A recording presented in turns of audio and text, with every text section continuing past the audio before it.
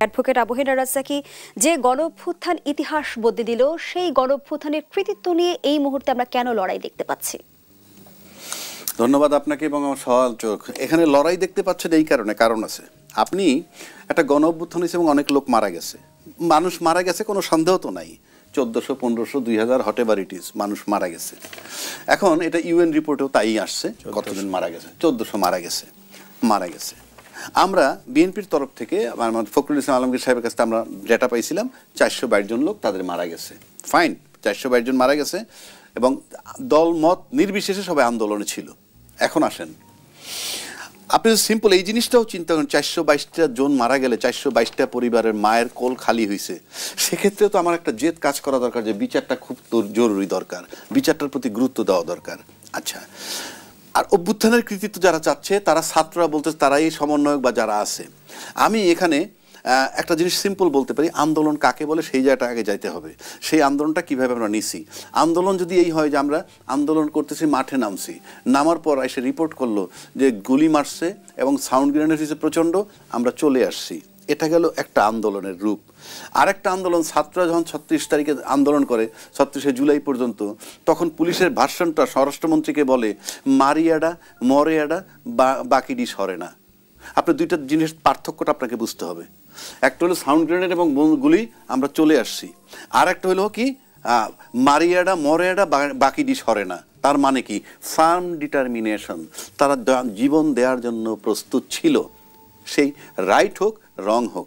তারপরে যদি আসেন যে এখন আসেন কৃতিত্বের দাবিদার কার, ঠিক এই মুহূর্তে কল্পনা করেন, হাইপোথিসিস, শেখ হাসিনা যদি ক্ষমতা আসে এই মুহূর্তে, আবার আওয়ামী লীগ, এটা কিন্তু কাল্পনিক, আসলে বিপদগ্রস্ত হবে কারা, কোন লোকগুলো বিপদগ্রস্ত হবে?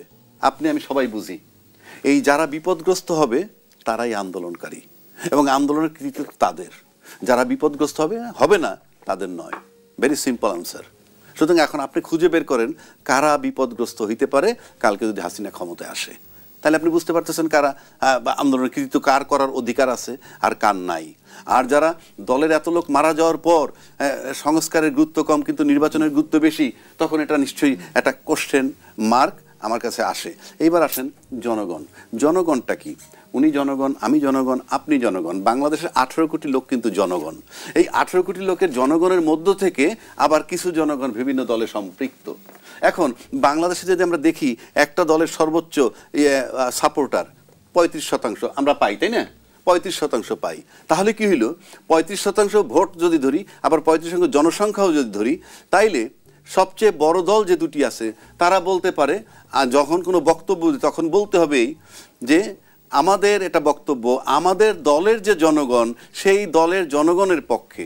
তার মানে 35% লোকের পক্ষে আপনার বক্তব্য, বাকি 65% কিন্তু আপনার না। কাজে জনগণ শব্দটা ব্যবহার করতে হলে রাজনৈতিক দলের বলতে হবে এইভাবে যে আমার এই দলের সাথে যে জনগণ সম্পৃক্ত তাদের পক্ষে বলছি। আপনি সব জনগণ নেন কেন, আপনার যে পরিমাণ জনসংখ্যা জনগণ আপনার পক্ষে আছে তারা আপনার, বাকিরা তো আপনার নয়। কাজে জনগণ ভেগ টার্ম এইটা ব্যবহার করতে পারবেন না, করা উচিত না। মানুষকে বিভ্রান্ত করা হয় যে জনগণ একটা ভেগ টার্ম। আমার দলের জনগণ যার 5% ভোট, তা ভোট সূত্র ধরে যদি মোট জনসংখ্যার 5% নেই, আপনি বলবেন আমার দলের যারা সম্পৃক্ত দলের সাথে জনগণ তাদের পক্ষে বলছি। আপনি একটা কথা বলবেন জনগণের পক্ষে, মানে 18 কোটি লোকে বলছে, নো, জাস্ট আপনার দলের। সুতরাং যে স্ট্যান্ডটা নিবেন সেটা তার দলের। এগুলা যোগফল হিসাব করে সরকার সিদ্ধান্ত নিবে জনগণ বলতে কি বোঝায়, কার পক্ষে কতটা জনগণ। এই একটা জিনিস। আর একটা জিনিস আমি লক্ষ্য করে দেখলাম, আমরা অতীতেও করছি আসন বন্টন। আসন বন্টন মানে কি, কার দেশ কে বন্টন করে, অতীতেও তাই হয়েছে। যেমন ধরেন উনি একটা দলের আমি একটা দলের, দুইজনে মিলে গেলাম, কি তোমার সিটে ভাই আমি আমার দল ক্যান্ডিডেট দিব না, আমার লোকও তোমাকে ভোট দিবে, তাহলে হইল এটা গণতন্ত্র। আমার লোক তার লোকেরে ভোট দিবে, এটা গণতন্ত্র। প্রত্যেকের ইন্ডিভিজুয়াল নির্বাচন করতে হবে, জোট ফোট পরে কে কার সাথে সম্পৃক্ত হবে। আমরা দেখতে চাই সুষ্ঠু অবাধ নির্বাচনটা কিভাবে হয়। আপনার এলাকায় আপনি দাঁড়াবেন, সেখানে আমার সমর্থন, আমার প্রার্থী না দিয়ে বলবো আমার লোক আপনাকে ভোট দিবে, তারপরে পাশ করে আসবেন, তাহলে আমার লোকগুলা তো স্বাধীনতা নাই। যেটা দলে জোটে হয়, প্রার্থী দিল না, বললো যে এখানে অমুক দলের প্রার্থী, আমার প্রার্থী দিব না, আমার দল তোমাকে ভোট দিবে।